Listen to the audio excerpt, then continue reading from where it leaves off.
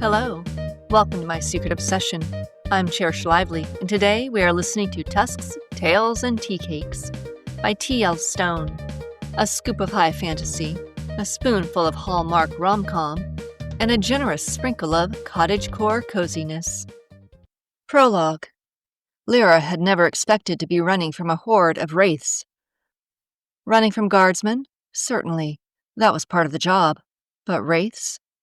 The spike sang as it whizzed past Lyra's head. She dove, tucked into a roll before springing up again. An embittered moan followed her as she ran along the ramparts, her feet deftly balancing where the stone wall narrowed and leaping over the parts that had crumbled away. The storm seethed around her, wind lashing at her pale cheeks and snatching her long auburn hair from its tight bun. Below her, the sea hurled itself relentlessly against the rocks, grasping for anything it could pull into its angry, churning waves. This is wrong. She cast a look over her shoulder to track the others. It had gone all wrong from the beginning. Lira! She turned at the faint sound of her name on the wind. Was that Vaskel's voice? Even as she snatched her gaze from the treacherous path, she knew it was a mistake. It couldn't be him. The tiefling should have been ahead of her, not behind. Her foot missed a step, and she bobbled, her arms flailing for a moment as she attempted to right herself, her pulse jackknifing. The drop was long, and the landing sharp, and she stopped running for a beat once she jerked herself from the precipice.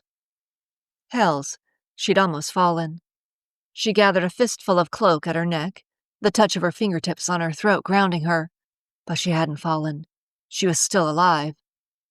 For now, she muttered, remembering why she was running along the fortress walls in the dead of night. Despite Malik's assurances that the ancient fortress perched on the cliffs above, Siren's refuge were abandoned, her crew was scattered and on the run. He hadn't been entirely wrong. The fortress hadn't been occupied for hundreds of years by anything alive. What their spellcaster had failed to discover when he searched for any traces of magic was that the crumbling castle was under the control of otherworldly beings. Wraiths, to be exact. Icy tendrils of fear slid down Lyra's spine as she thought of the rotted skin, dripping from exposed bones, spikes protruding from alabaster wrists that were more mist than flesh. How had Malik missed that? She reached the end of the rampart and ducked into a corner tower, flicking a blade from her waist and holding it at the ready as she descended the foot-worn steps. The air was stale, with the faint perfume of decay, a reminder that nothing had lived in the place for centuries. No wonder the reputed treasure hadn't been found. It has an army of hell's cursed wraiths guarding it, Lyra whispered to herself, the sound echoing in the tight stone stairwell. When she reached the bottom of the spiraling steps, she slipped from the arched opening and right into the keen tip of an arrow. Her breath caught for the moment before she recognized the face beneath the woolen hood at the other end of the arrow. Callie! The tabaxi archer lowered her brow and released a tangled breath of relief and annoyance. Didn't you hear me calling you? That was you? Lyra gave her head a small shake. The wind was whistling the sound on ramparts. I couldn't tell who was calling me and from which direction. I thought it was Vaskel.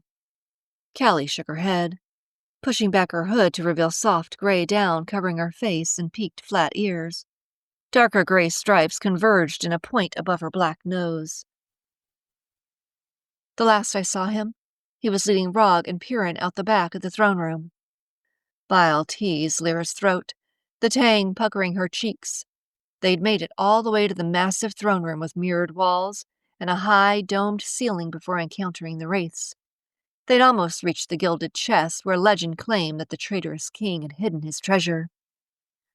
Lyra's fingers had tingled in anticipation of picking the lock that had glinted in the faint light, the metal surprisingly intact. Not that it would have been any match for a rogue like her. But that had been where the ghost warriors had been waiting. The golden chest had been a trap, and now that she thought about it, not a clever one. The chill that ran past her skin now was nothing compared to the fear that had consumed her when the wraiths had materialized, their skinless faces hollow and their royal garments hanging in wispy tatters.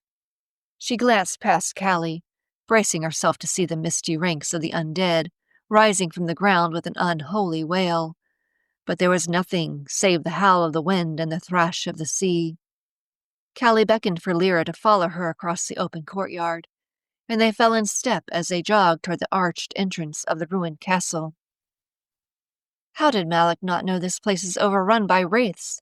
Lira asked, as she and Callie hurried under the decomposing portcullis that sagged battered and broken halfway down the stone archway.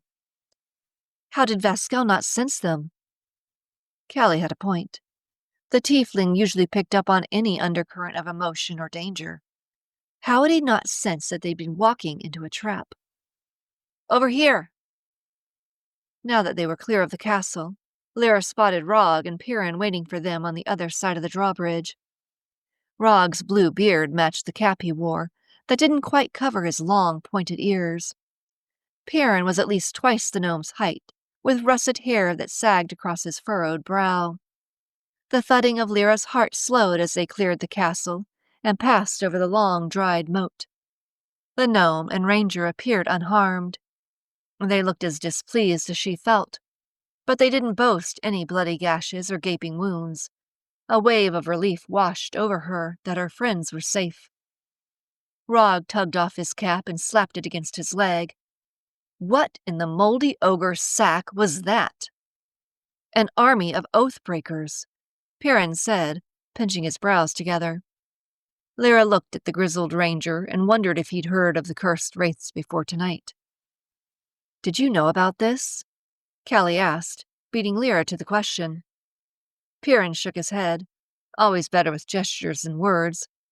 "I knew the king had broken his word, knew that the king he'd betrayed had cursed him, didn't know what it meant." He tipped his head to the remnants of the castle, but didn't finish the sentence. There was no need. "Vasquel and Malik should be here." Lira swung her head around. "Wasn't Vasquel with you?" "Until we cleared the tower." Rog's voice was a grizzled rasp. "Then he went back for Malik. Said he had a feeling." They all turned to the castle. Vasquel's feelings were rarely wrong.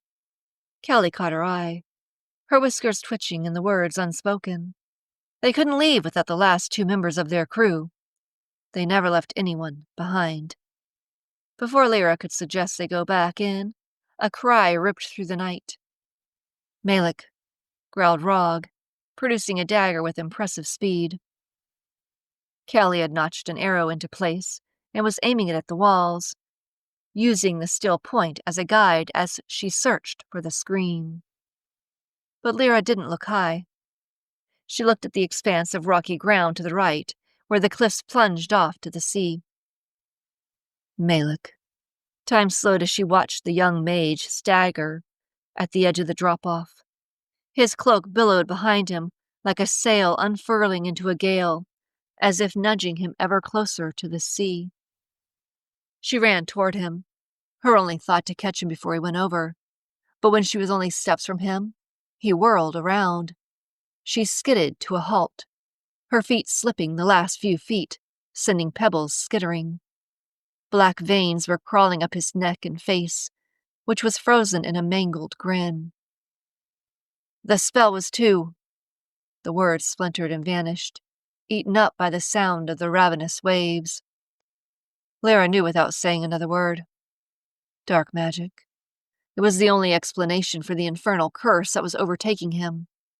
Malik had always been tempted by it, but the crew managed to keep him from delving too deep. Until now. He must have attempted dark magic against the wraiths, a dark spell that had clearly backfired on him. "We can fix this," Lira called over the wind that had started to shriek again. He shook his head even as she held out her hand. Too late. Vasquel appeared at Lyra's side, the pulse of him present even before he was. She glanced at his fierce expression. Magenta skin twisted into a mask of pain. He knew what she did. A series of hurried footsteps behind them announced the arrival of Callie, Rog, and Piran. But Malik didn't see any of them. His face was tipped to the sky as he convulsed, his feet dancing closer to the cliff. Then one foot met air, and his body spun away. Without thinking, Lira lunged, snatching the cuff of his robe as he went over the side. If only she could catch him. They'd be able to save him, cure him, find a way. Then she was jerked back, saved from following the mage into the raging sea by Vasquel's strong arm hooking her waist. The air rushed from her, the force of the tiefling's grip forcing her to slam into him as they both staggered away from the edge. Lyra's heart seized as she stared at the scrap of fabric in her hands, all that was left of Malik. He was gone. She sagged in Vasquel's grasp with nothing to hold, save a useless piece of the mage's robe. The cold that seeped into her bones provoked a shudder that rattled her teeth.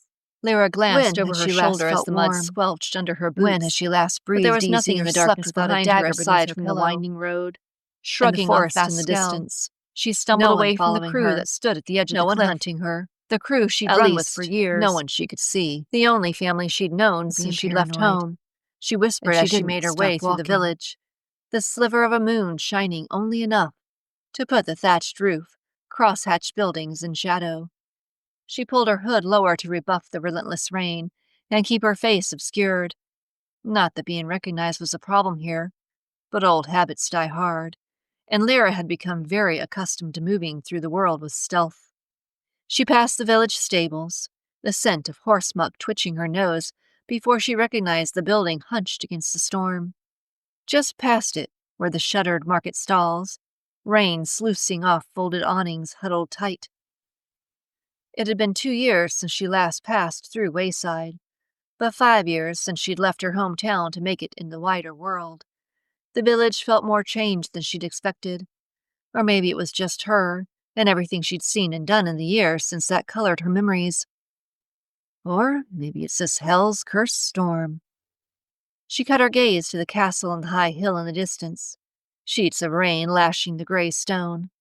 That had not changed, nor had the weathered stone monument standing sentry in the middle of the town square, or the apothecary with its weary black awning. Lightning licked the sky behind the clouds, followed by a roll of thunder, like 100 trolls pounding barefoot across a wooden bridge. She allowed her gaze to linger on the darkened windows of the apothecary, her gut tightening at the memories. With a jerk of her head, she turned away from the shop and reminded herself to keep emotion out of it. Emotion had little place in the rogue's life. She had to focus on the lock to pick and ignore the fight around her. It was her task to creep silently along the rooftop without being distracted by the guards pursuing her. Things simply went smoother if she let logic and reason take charge. They'd kept her alive this long, after all. Not that logic was what had brought her home. Lira passed a pair of guardsmen with swords strapped to their backs and pulled her woolen cloak tighter around her, both to keep out the damp and to hide the fact that she wore leather armor strapped to her shoulders and arms and boasted blades hooked at her wrists. Now that she no longer traveled with a crew, she didn't want to advertise the fact that she made her way in the world with her wits, her cunning, and often her blades. Not everyone welcomed rogues with open arms, especially not ones traveling solo. She gritted her teeth and tried not to think about why she was alone or how her last mission had gone so wrong. There was no use dwelling on the past. It would only dull her senses, and Lira needed those to be on high alert. That is, if she didn't want to end up like Malik. Giving her head a shake to banish traitorous thoughts from her mind, she released a breath when she spotted the tavern in the distance. The wooden sign over the door clung desperately by a single hook as it was battered by the rain and wind, but Lira would recognize the tusk and tail, even without the weathered sign. Though music no longer spilled from the windows, and the savory scent of stew didn't greet her as she approached.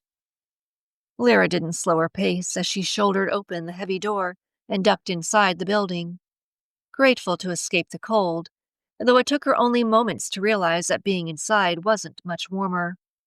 She stood dripping in the doorway for a moment, before scanning the interior of the tavern and sensing the hope inside her wither. Instead of a crackling hearth and long tables filled with patrons, raising tankards of ale and gnawing on crusty bread, the fire was little more than a neglected heap of smoldering ash, and the tables held only a few customers. customers who looked as sad and abandoned as the rest of the shabby place. The floor was dirty, strewn with dried mud and bits of straw, and cobwebs clung to the corners. She wouldn't have been shocked to learn the wooden tables, smeared with grease and dusted with crumbs, hadn't been cleaned since her last visit. "What happened here?"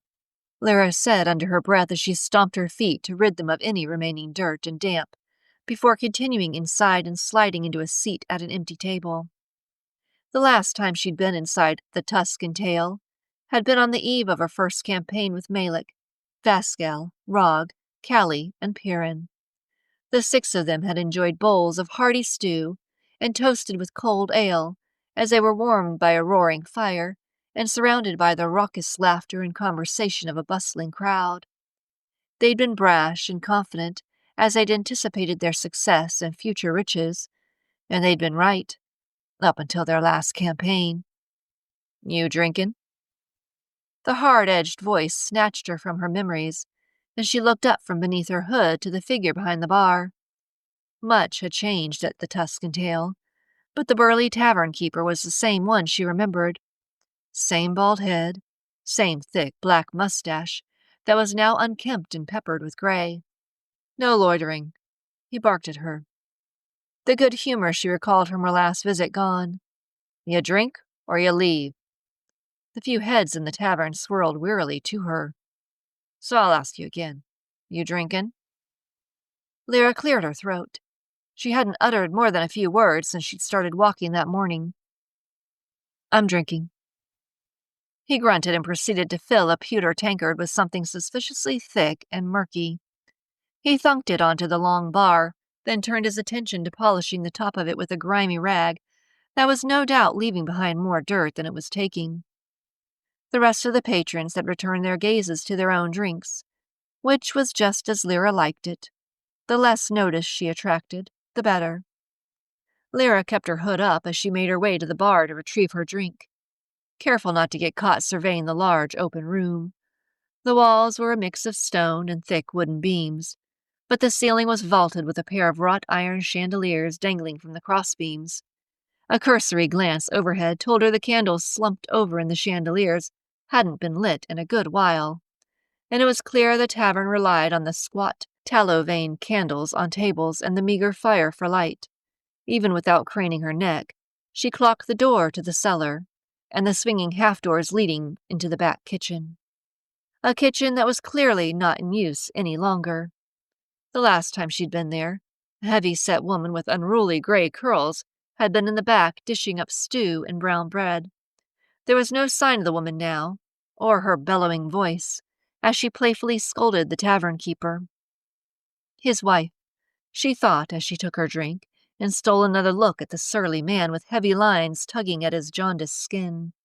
She might have more scars than she'd had 5 years ago, but the passage of time had been crueler to him, and to the Tusk Tail. Lira plunked a few copper bits on the bar before she made her way back to her table. She pushed back the hood of her cloak, careful not to disturb her dark red hair too much and reveal her slightly pointed ears. Folks could be quick to judge, and she preferred to keep the fact that she had some elvish blood under wraps for as long as possible, even in the village where she'd once lived. Not that anyone in the place seemed to care or remember her. Wasn't that what she wanted? To sneak in, get what she came for, and leave without being noticed? But now that she was here, could she walk away again? Or had she been drawn back for something more? She eyed the ale in her tankard, wary of taking a sip. Instead of drinking, she slid her gaze around the room to the other brave souls who must have had nowhere else to go. Quietly observing others was a talent she'd honed, and one that had become as natural to her as breathing. Without moving her head, she observed an old drunk slumped at the far end of the bar, his words slurred as he griped to himself. A creature she suspected was at least part troll, hunched near the fire and let out the occasional startling snore. There was a female dwarf who appeared surprisingly tall for her kind, with light brown skin and darker brown hair that she wore in a frayed plait over one shoulder. Her clothes were well made but worn thin and smudged with dirt. Leather armor clung to her shoulders, and Lira suspected the woman was well armed, although she couldn't spot an axe. Lira also had a feeling that the dwarf was sizing her up, even though she hadn't caught her glancing her way. There was that paranoia again. Her profession had made her naturally cautious, but that had bloomed into something darker lately. Her usual confidence, buoyed by the crew who'd surrounded her, had been shaken, and the comfort she'd expected by returning to some place familiar was scant. Observing others without drawing attention to herself had always been one of her strengths, but as she took in the lonely patrons gathered in the sad tavern, Lyra's heart squeezed for those who were cast out, ignored, overlooked. Perhaps it was because she was half elf and half human, and didn't feel fully accepted by either race, that she felt a kinship with outsiders. And anyone who braved the storm to take refuge in the dreary tavern clearly had no welcoming fireside to call their own. When the door blew open, she followed everyone's gaze to track the new arrival, curious by the instant stiffening of spines and hunching of shoulders. As eyes dropped to the floor, and even the faintest snippets of conversation died, Lira instinctively flipped her hood back up as the wyvern strode into the tavern. His velvety black wings were tucked close to his body, but peeked from beneath the hem of a dark green cloak that was fastened at his throat by an ornamental jeweled pin. He swiveled his long face, gold eyes narrowed, and ears folded flat against the scaled skin of his head. He didn't break stride as he headed for the bar, his arrival making even the surly tavern-keeper shrink away. "Dern." The wyvern's voice started as a hiss but descended into a growl. "You're late again." The tavern-keeper's cheeks reddened as his scraggly mustache drooped further down his face. "I told you already. I paid as much as I can." The wyvern tipped his snout into the air, the nostrils flaring as he inhaled. "And I told you that I know you have gold here." Lira sucked in a breath that went still, hoping that the wyvern's hearing wasn't as sharp as rumors held it was. Dern barked out a laugh. "You think if I had gold I'd still be here?" The wyvern tilted his head and rested both clawed hands on the edge of the bar. "The laird appointed me to be Wayside's reeve, which means I collect the taxes. Taxes you haven't fully paid." Dern's expression darkened. "Not even you can get blood from a stone, Rygor." Rygor wrapped his claws along the wood. "It isn't blood I want." Lira had encountered enough wyvern to know that, while not as violent as their dragon ancestors, their desire for gold and treasure was almost as acute. The tavern-keeper shook his head and resumed his task of reapplying grime to the top of the bar. "Like I told you before, there's no gold here." The wyvern reeve straightened. "That's too bad. I would hate for you to lose all of—" He turned to the grim interior and his thin lips curled. "This." Then he stomped from the great room and out the door, treating patrons to a blast of frigid air in his wake. Dern muttered to himself and kept his gaze down, but a few folks whispered to each other, and even more shifted in their seats. Lira reminded herself to breathe as she sat rigid and unmoving. Since when was the village reeve a wyvern? Her stomach snarled, a cruel reminder that it had been a day since she'd eaten, but another glance at the ale made her think better of taking a drink. She shouldn't have come here. She shouldn't have come back. Lira swallowed hard and attempted to push aside the guilt that had been clawing at her since their party disbanded. There were a lot of things she shouldn't have done. "Stop it," she scolded herself furiously. She took a deep breath and squared her shoulders. She didn't have time for regret, not until she got what she came for. She returned to Wayside because she'd felt drawn back to the place, but she was also there to retrieve what she'd hidden in the tusk and tail. Then she thought of the wyvern. She might have arrived just in time. Lyra's gaze flitted to the cellar door as she jiggled her leg under the table. Biding her time had never been one of her talents. If you enjoyed this reading, please follow, subscribe, or give a thumbs up. Your support means everything to me. Full audiobooks are available for free on My Secret Obsession podcast